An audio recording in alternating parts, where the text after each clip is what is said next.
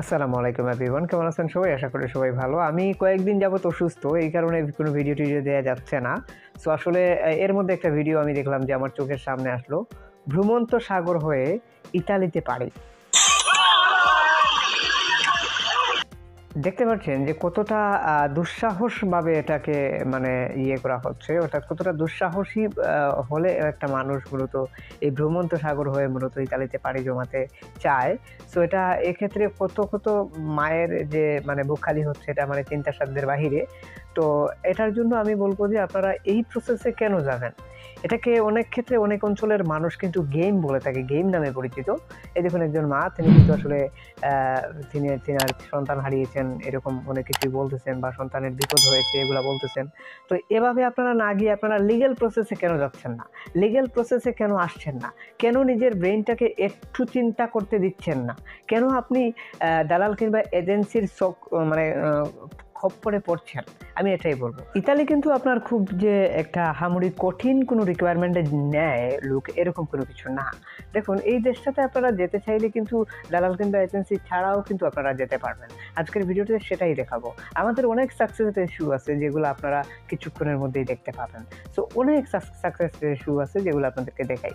আপনাদেরকে বারবার বলি যে এরকম কোনো ফর্ম যদি আমরা অ্যাপ্লাই করার 3 সপ্তাহের মধ্যে আসে, তাহলে আমাদেরকে জানাবেন।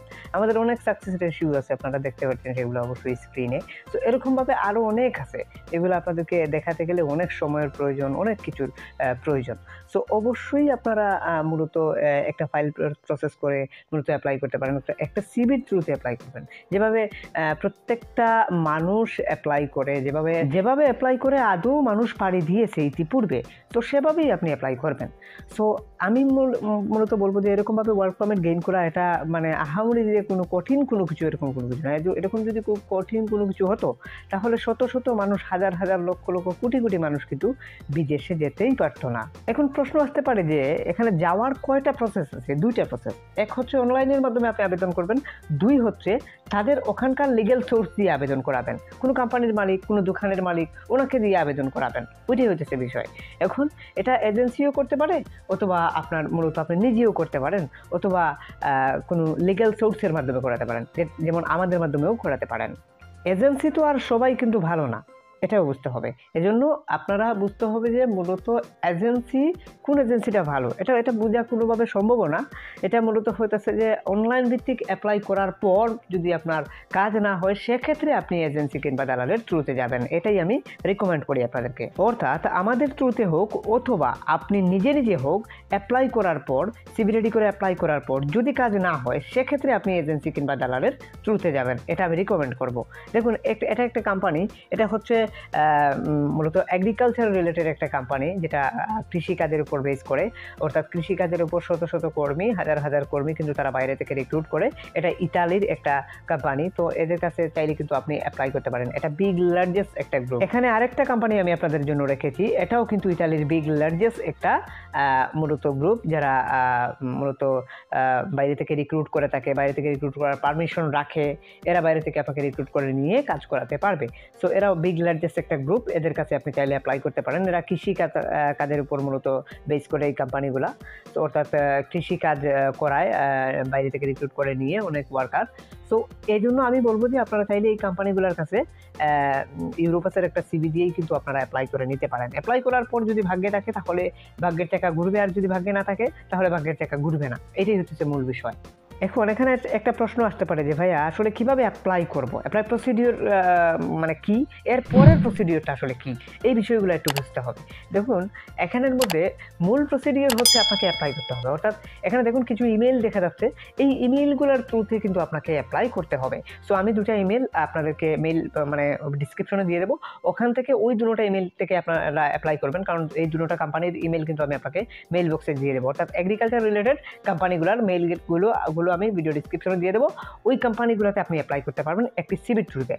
যেমন এটা একটা ইউরোপাসের সিভি। এখানের মধ্যে ইউরোপাসের অসংখ্য সিভি আমার কাছে আছে, যেগুলো আমি নিজে তৈরি করছি।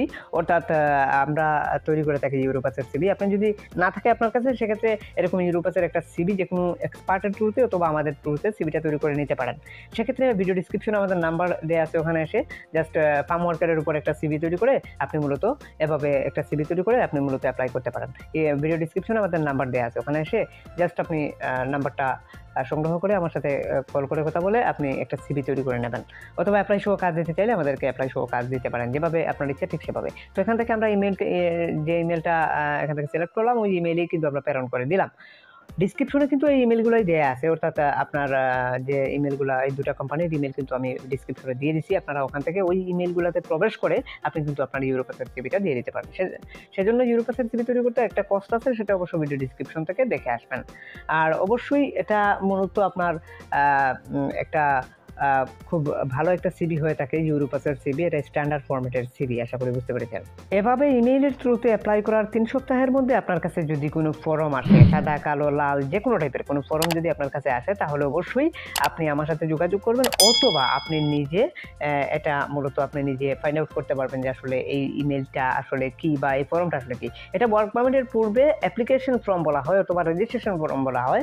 এই ফর্মটা আসে, যদি আসে তাহলে এটাকে পূরণ করে তাদেরকে রিমেল করতে হবে। রিমেল করলেই তারা এটা তাদের ইমিগ্রেশন লয়ারকে পাঠিয়ে দেবে। এমপ্লয়ার অর্থাৎ মালিক কিংবা কোম্পানি পাঠিয়ে দেওয়ার পর এটা তাদের গভর্নমেন্টে আবেদন করবে যে আপনার জন্য একটা ওয়ার্ক পারমিট রেডি করে দেওয়ার জন্য আপনাকে তারা বাইরে থেকে রিক্রুট করতে চাচ্ছে।